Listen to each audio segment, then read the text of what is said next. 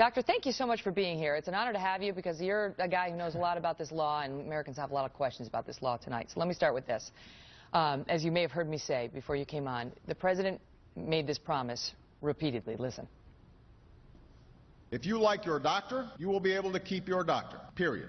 If you like your health care plan, you will be able to keep your health care plan, period. It's going to bring down skyrocketing costs. It's going to save families money. It's going to save businesses money, and it's going to save government money. But so far, we are seeing hundreds of thousands of Americans get notices that their insurance has been canceled, that they are getting kicked off of their plans, and now we have news of individuals getting letters saying that their doctors will no longer be included in their plan, so they will be losing their relationship with their doctors unless they pay out of pocket. And so my question is whether you believe the president was intentionally misleading or just grossly mistaken. Oh, neither of those. He definitely said we're going to keep the same structure that we have. We're going to have private insurance. Employers are going to be mainly providing insurance. We're going to have Medicare for the elderly, Medicaid for poor people, and that's going to be the structure of build reform. If an insurance company decides it's changing how it's going to structure its plan, that's not the law doing it. That's the insurance company deciding for business reasons. If employers decide they're not going to continue to cover, that's them deciding for reasons related to their coverage. But that was foreseeable. Let us be clear. But I'll give you the floor. But well, I want to ask because that was foreseeable. I mean, this was a risk that people had raised, saying in the individual insurance market, you're making the insurers provide all these bare minimums on the policies like maternity care and so on that will be more costly. And that will lead to a reduction in coverage for people who can no longer afford it. It seems to me pretty unethical to sell a policy that says we're not covering maternity care, and it does seem to me that we should have a policy that you have to have a minimum amount of care. Look, McDonald's was selling a policy to its workers which cost $50 or so a month for about $2,000 of coverage. You go into the emergency room, and almost anything you have that's serious, stitches or something, is going to cost you $2,000. If you need an operation like an appendectomy, it wouldn't cover it. Right. You definitely need to put in minimum. Excuse me. Let me finish. No, listen. You need to put in minimum coverage. I only have a little time with you, so I just want to get these points a bit, and we can have a back and forth on this. I get your point, which is that some of these policies were not good, and you think they're now better. But we've had people come on the show and say, look, I liked my plan that wasn't that great, frankly, because I'm in a place where I don't need maternity care and my wife's not going to get pregnant and so on. And so I liked that plan. I didn't want it canceled. And I feel that President Obama broke his promise to me. Well, I think that having a minimum floor that doesn't allow insurance companies to sell a plan that doesn't cover things and misrepresent them is very important. That is not the fundamental part of the bill, and the fundamental part of the bill is that 34 million people are going to get coverage. We're going to have cost control. We're going to have an improved quality of the system, and all of those are pretty well in. And let me just say, when we were passing the bill, Republicans never had a coherent plan or alternative that did those three things. Okay. Covered the uninsured, controlled costs, we're living or with the improved law quality. that was passed. And they've never come up with a plan that actually does that. Understood. All they do is carp about other people's proposals. Understood. But the question here is, you know, there was never much doubt about whether the people who didn't have insurance were going to be better off with Obamacare, right? I mean, they are. But there was a question about whether those who had insurance were going to be better off with Obamacare. And what we've seen so far, let me just finish the question. What we've seen so far, and this is before the employer mandate kicks in, which could lead to a whole bunch of people getting kicked off of their employer-sponsored health care. But even today, we are seeing hundreds of thousands, if not millions of people getting kicked off of their insurance plan. Then what option do they have? To go to the government exchange. They try to get on this disastrous website. They can't do it. Now they're about to get fined for not having insurance. They're going to look at the government and say, I had it until Obamacare.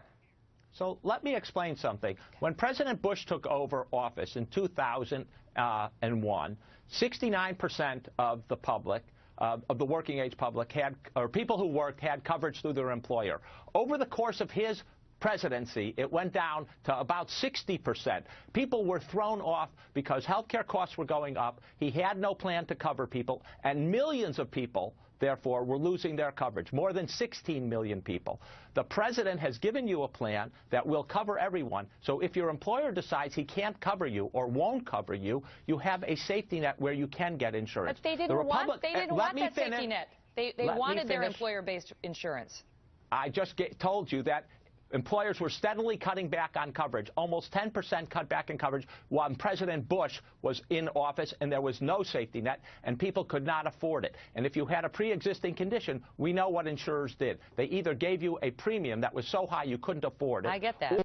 And the pre-existing condition thing is universally praised as a good addition, you know, because you need coverage if you have that. But listen, but here's the question. Ms. Kelly, the only way you could have people guaranteed coverage with a pre-existing condition is if you have a mandate. You cannot design. No, I get that. I get that. I think that people get that now. But here's the question: is the mandate working? Because what we're being told right now is that the young people who you have said in your writings and you acknowledge are critical to the success of this plan are not signing up. They can't even get on the website. They're not signing up. And what we're seeing is that in these state exchanges in particular, we talked about this earlier, there's been a huge swelling of the Medicaid rolls. Those are people who aren't paying it at all. Don't you agree the system is going to collapse unless we get those young people to sign up and start paying? Let me explain something. First of all, we are planned to have people go on Medicaid. About half of the people who are supposed to be covered under 133% of the poverty line are supposed to get Medicaid. The people above 133% of the poverty line are going to get shop in the exchange. I agree with you. The rollout of the exchange at the federal level was disappointing. But the rollout in California, Connecticut, Kentucky, the D.C., New York were actually good, and many people are getting covered through there. And now you don't examine how is it going now, 5 weeks into it. Is that enough? The fact is, by March 31st, that's when we have to ask how many people have been covered. We have a very clear standard. Are we going to get 7 million people covered or not? That's what's expected. And we're not on track. We're not on anywhere near on track for that. Right now, the latest numbers that we have, and Ms. Sebelius won't tell us exactly what it is, but the latest numbers that we have from the research services suggest it's about 129,000 people. Ms. Kelly, as I have repeatedly said, whatever the number is today is totally irrelevant, because people are not going to buy until roundabout Thanksgiving for a January. Here's my last question. So you cannot project from today's enrollment what it's going to be like when we need to. Here's my last question for you. So you're claiming we're not on track. You have no idea whether we're on track or not. I wish I could know for sure, but Kathleen Sebelius won't tell me. Here's my question. No, it's irrelevant. You said in your, well, you know what? That's for the American people to decide. If it's so meaningless, then why not give out the number and we'll decide for ourselves. Here's my last question. Just as you have made a mistaken assertion. I want to get your response to this. You have said that the rollout was riddled with problems. It's been a fiasco. It's been disappointing, that the administration has lost the public's trust. Should someone be held accountable for that? And if so, who? Look, what we need to do is to get the exchanges up and running. I think the president has done a very good job. The president's done a very good job by putting in charge Jeff Zients, who has a lot of managerial experience, knowledge of the healthcare industry, and has 5 weeks to get it going.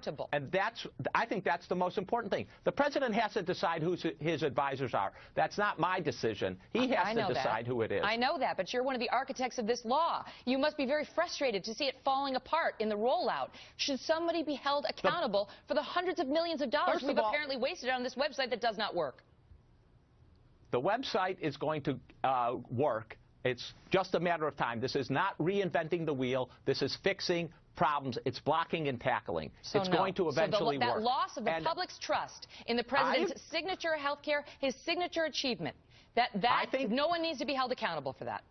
I think it's very frustrating, and I think it should have been rolled out better, and I am just as frustrated as everyone in the public. And I think we should get it right, and that's the most important thing to do now. It sounds like no is your answer. But listen, Doctor, you're an interesting guy, and I've read a lot of what you've written, and it's worth the time, and I appreciate you coming on. Good luck with the book. Next time I come on, I actually like the whole time.